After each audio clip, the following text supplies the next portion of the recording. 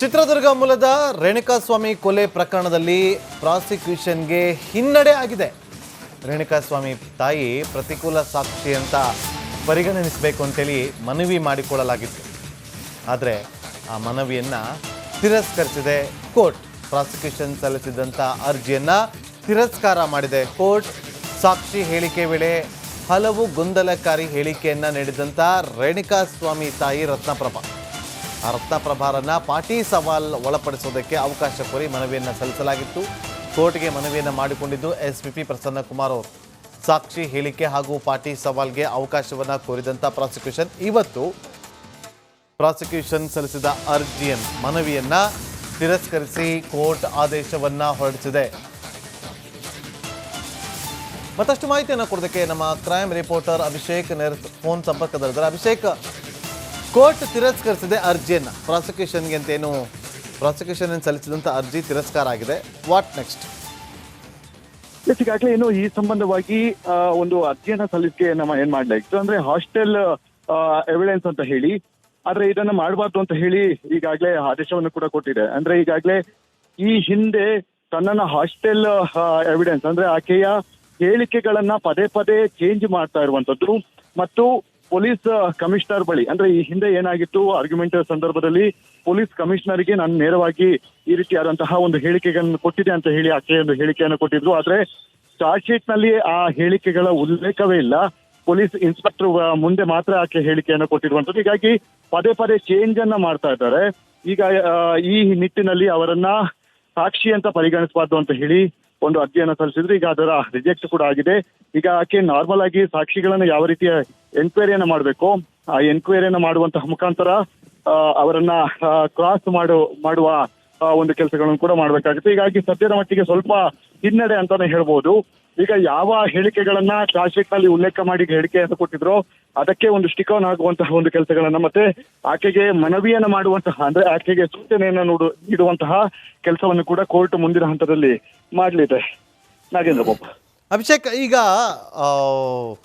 Prosecution ನಡೆಯುವ ಸಂದರ್ಭ ಅಂದರೆ ಅವರನ್ನು ಮಾತಾಡಿಸುವ ಸಂದರ್ಭದಲ್ಲಿ ಅವರು ಗೊಂದಲದ ಉತ್ತರಗಳನ್ನು ಕೊಟ್ಟಿದ್ರು ಅಂತ ಹೇಳಲಾಗ್ತಾ ಇತ್ತು. ಅದರಿಂದ ಏನಾದರೂ ಕೇಸ್ನಲ್ಲಿ ಏನಾದರೂ ಹಿನ್ನಡೆ ಆಗುತ್ತಾ?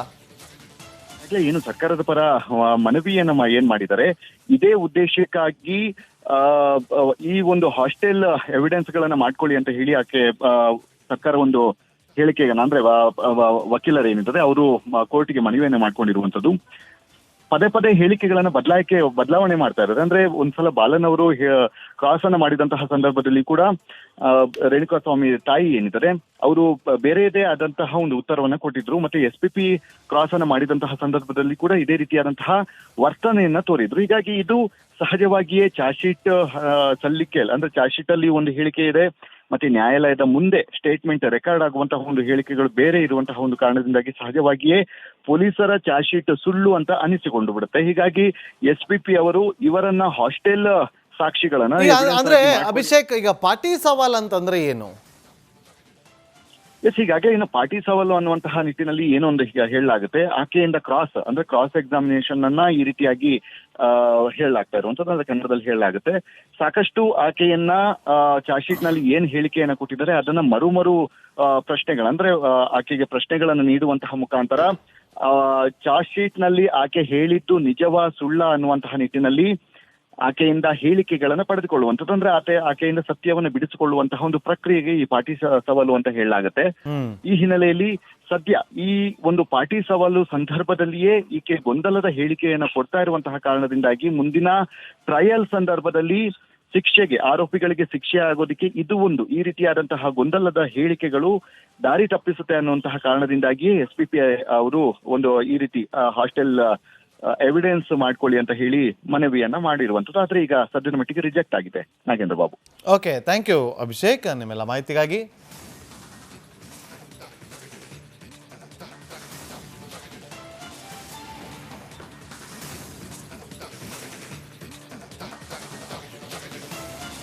ಚಿತ್ರದುರ್ಗ ಮೂಲದ ರೇಣುಕಾಸ್ವಾಮಿ ಕೊಲೆ ಪ್ರಕರಣದಲ್ಲಿ ಪ್ರಾಸಿಕ್ಯೂಷನ್ಗೆ ಹಿನ್ನಡೆ ಆಗಿದೆ. ರೇಣುಕಾಸ್ವಾಮಿ ತಾಯಿ ಪ್ರತಿಕೂಲ ಸಾಕ್ಷಿ ಅಂತ ಪರಿಗಣಿಸಬೇಕು ಅಂತೇಳಿ ಮನವಿ ಮಾಡಿಕೊಳ್ಳಲಾಗಿತ್ತು. ಆದರೆ ಆ ಮನವಿಯನ್ನು ತಿರಸ್ಕರಿಸಿದೆ ಕೋರ್ಟ್. ಪ್ರಾಸಿಕ್ಯೂಷನ್ ಸಲ್ಲಿಸಿದಂಥ ಅರ್ಜಿಯನ್ನ ತಿರಸ್ಕಾರ ಮಾಡಿದೆ ಕೋರ್ಟ್. ಸಾಕ್ಷಿ ಹೇಳಿಕೆ ವೇಳೆ ಹಲವು ಗೊಂದಲಕಾರಿ ಹೇಳಿಕೆಯನ್ನ ನೀಡಿದಂಥ ರೇಣುಕಾಸ್ವಾಮಿ ತಾಯಿ ರತ್ನಪ್ರಭಾ. ಆ ರತ್ನಪ್ರಭಾರನ್ನ ಪಾಟಿ ಸವಾಲ್ ಒಳಪಡಿಸೋದಕ್ಕೆ ಅವಕಾಶ ಕೋರಿ ಮನವಿಯನ್ನು ಸಲ್ಲಿಸಲಾಗಿತ್ತು. ಕೋರ್ಟ್ಗೆ ಮನವಿಯನ್ನು ಮಾಡಿಕೊಂಡಿದ್ದು ಎಸ್ಪಿಪಿ ಪ್ರಸನ್ನ ಕುಮಾರ್ ಅವರು. ಸಾಕ್ಷಿ ಹೇಳಿಕೆ ಹಾಗೂ ಪಾಟಿ ಸವಾಲ್ಗೆ ಅವಕಾಶವನ್ನು ಕೋರಿದಂಥ ಪ್ರಾಸಿಕ್ಯೂಷನ್ ಇವತ್ತು ಪ್ರಾಸಿಕ್ಯೂಷನ್ ಸಲ್ಲಿಸಿದ ಮನವಿಯನ್ನ ತಿರಸ್ಕರಿಸಿ ಕೋರ್ಟ್ ಆದೇಶವನ್ನ ಹೊರಡಿಸಿದೆ. ಮತ್ತಷ್ಟು ಮಾಹಿತಿಯನ್ನು ಕೊಡೋದಕ್ಕೆ ನಮ್ಮ ಕ್ರೈಮ್ ರಿಪೋರ್ಟರ್ ಅಭಿಷೇಕ್ ಫೋನ್ ಸಂಪರ್ಕದಲ್ಲಿದ್ದಾರೆ. ಅಭಿಷೇಕ್, ಕೋರ್ಟ್ ತಿರಸ್ಕರಿಸಿದೆ ಅರ್ಜಿಯನ್ನ ಪ್ರಾಸಿಕ್ಯೂಷನ್ಗೆ ಅಂತೇನು ಪ್ರಾಸಿಕ್ಯೂಷನ್ ಸಲ್ಲಿಸಿದಂಥ ಅರ್ಜಿ ತಿರಸ್ಕಾರ ಆಗಿದೆ. What next? ಈಗಾಗಲೇ ಏನು ಈ ಸಂಬಂಧವಾಗಿ ಒಂದು ಅರ್ಜಿಯನ್ನ ಸಲ್ಲಿಕೆಯನ್ನ ಏನ್ ಮಾಡ್ಲಾಗಿತ್ತು ಅಂದ್ರೆ ಹಾಸ್ಟೆಲ್ ಎವಿಡೆನ್ಸ್ ಅಂತ ಹೇಳಿ, ಆದ್ರೆ ಇದನ್ನ ಮಾಡಬಾರ್ದು ಅಂತ ಹೇಳಿ ಈಗಾಗಲೇ ಆದೇಶವನ್ನು ಕೂಡ ಕೊಟ್ಟಿದೆ. ಅಂದ್ರೆ ಈಗಾಗಲೇ ಈ ಹಿಂದೆ ತನ್ನನ್ನ ಹಾಸ್ಟೆಲ್ ಎವಿಡೆನ್ಸ್ ಅಂದ್ರೆ ಆಕೆಯ ಹೇಳಿಕೆಗಳನ್ನ ಪದೇ ಪದೇ ಚೇಂಜ್ ಮಾಡ್ತಾ ಇರುವಂತದ್ದು ಮತ್ತು ಪೊಲೀಸ್ ಕಮಿಷನರ್ ಬಳಿ ಅಂದ್ರೆ ಈ ಹಿಂದೆ ಏನಾಗಿತ್ತು ಆರ್ಗ್ಯುಮೆಂಟ್ ಸಂದರ್ಭದಲ್ಲಿ ಪೊಲೀಸ್ ಕಮಿಷನರ್ಗೆ ನಾನು ನೇರವಾಗಿ ಈ ರೀತಿಯಾದಂತಹ ಒಂದು ಹೇಳಿಕೆಗಳನ್ನು ಕೊಟ್ಟಿದೆ ಅಂತ ಹೇಳಿ ಆಕೆ ಒಂದು ಹೇಳಿಕೆಯನ್ನು ಕೊಟ್ಟಿದ್ರು. ಆದ್ರೆ ಚಾರ್ಜ್ ಶೀಟ್ ನಲ್ಲಿ ಆ ಹೇಳಿಕೆಗಳ ಉಲ್ಲೇಖವೇ ಇಲ್ಲ. ಪೊಲೀಸ್ ಇನ್ಸ್ಪೆಕ್ಟರ್ ಮುಂದೆ ಮಾತ್ರ ಆಕೆ ಹೇಳಿಕೆಯನ್ನು ಕೊಟ್ಟಿರುವಂತದ್ದು. ಹೀಗಾಗಿ ಪದೇ ಪದೇ ಚೇಂಜ್ ಅನ್ನ ಮಾಡ್ತಾ ಇದ್ದಾರೆ. ಈಗ ಈ ನಿಟ್ಟಿನಲ್ಲಿ ಅವರನ್ನ ಸಾಕ್ಷಿ ಅಂತ ಪರಿಗಣಿಸಬಾರ್ದು ಅಂತ ಹೇಳಿ ಒಂದು ಅರ್ಜಿಯನ್ನು ಸಲ್ಲಿಸಿದ್ರು. ಈಗ ಅದರ ರಿಜೆಕ್ಟ್ ಕೂಡ ಆಗಿದೆ. ಈಗ ಆಕೆ ನಾರ್ಮಲ್ ಆಗಿ ಸಾಕ್ಷಿಗಳನ್ನ ಯಾವ ರೀತಿಯ ಎನ್ಕ್ವೈರಿಯನ್ನ ಮಾಡಬೇಕು ಆ ಎನ್ಕ್ವೈರಿಯನ್ನ ಮಾಡುವಂತಹ ಮುಖಾಂತರ ಅವರನ್ನ ಕ್ರಾಸ್ ಮಾಡುವ ಒಂದು ಕೆಲಸಗಳನ್ನು ಕೂಡ ಮಾಡಬೇಕಾಗುತ್ತೆ. ಹೀಗಾಗಿ ಸದ್ಯದ ಮಟ್ಟಿಗೆ ಸ್ವಲ್ಪ ಹಿನ್ನಡೆ ಅಂತಾನೆ ಹೇಳ್ಬೋದು. ಈಗ ಯಾವ ಹೇಳಿಕೆಗಳನ್ನ ಚಾರ್ಜ್ ಶೀಟ್ ನಲ್ಲಿ ಉಲ್ಲೇಖ ಮಾಡಿ ಹೇಳಿಕೆಯನ್ನು ಕೊಟ್ಟಿದ್ರು ಅದಕ್ಕೆ ಒಂದು ಸ್ಟಿಕ್ ಆನ್ ಆಗುವಂತಹ ಒಂದು ಕೆಲಸಗಳನ್ನ ಮತ್ತೆ ಆಕೆಗೆ ಮನವಿಯನ್ನ ಮಾಡುವಂತಹ ಅಂದ್ರೆ ಆಕೆಗೆ ಸೂಚನೆಯನ್ನ ನೀಡುವಂತಹ ಕೆಲಸವನ್ನು ಕೂಡ ಕೋರ್ಟ್ ಮುಂದಿನ ಹಂತದಲ್ಲಿ ಮಾಡಲಿದೆ. ನಾಗೇಂದ್ರ ಬಾಬು. ಅಭಿಷೇಕ್, ಈಗ ಪ್ರಾಸಿಕ್ಯೂಷನ್ ನಡೆಯುವ ಸಂದರ್ಭ ಅಂದರೆ ಅವರನ್ನು ಮಾತಾಡಿಸುವ ಸಂದರ್ಭದಲ್ಲಿ ಅವರು ಗೊಂದಲದ ಉತ್ತರಗಳನ್ನು ಕೊಟ್ಟಿದ್ರು ಅಂತ ಹೇಳಲಾಗ್ತಾ ಇತ್ತು. ಅದರಿಂದ ಏನಾದರೂ ಕೇಸ್ನಲ್ಲಿ ಏನಾದರೂ ಹಿನ್ನಡೆ ಆಗುತ್ತಾ? ಏನು ಸರ್ಕಾರದ ಪರ ಮನವಿಯನ್ನ ಏನ್ ಮಾಡಿದ್ದಾರೆ ಇದೇ ಉದ್ದೇಶಕ್ಕಾಗಿ ಈ ಒಂದು ಹಾಸ್ಟೆಲ್ ಎವಿಡೆನ್ಸ್ ಗಳನ್ನ ಮಾಡ್ಕೊಳ್ಳಿ ಅಂತ ಹೇಳಿ ಆಕೆ ಸರ್ಕಾರ ಒಂದು ಹೇಳಿಕೆಗಳನ್ನ ಅಂದ್ರೆ ವಕೀಲರು ಏನಿದ್ದಾರೆ ಅವರು ಕೋರ್ಟಿಗೆ ಮನವಿಯನ್ನ ಮಾಡ್ಕೊಂಡಿರುವಂತದ್ದು.